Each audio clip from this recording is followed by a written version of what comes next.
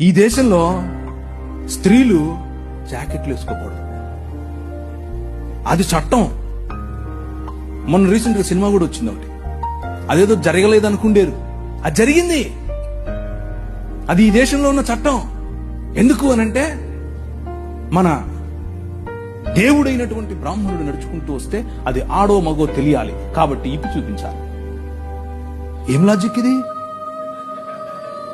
ఏం లాజిక్? అవును, ఇది ఎవరికి ముఖ్యంగా బడుగు బలహీన వర్గాలకు జాకెట్లు వేసుకునే అధికారం లేదు అన్నారు. ఎందుకు లేదు? వేసుకోకూడదు నువ్వు అన్నారు. వేసుకుంటే స్తనాలు కోశారు. మీ స్తనాల బరువు చూసి దానికి పన్ను విధించారు. బాగా బలిశావులే కట్టు అన్నారు. కానీ ఒక పేరు చెప్తాను, విన్నోళ్ళు చేయొద్దండి. Charles Mead.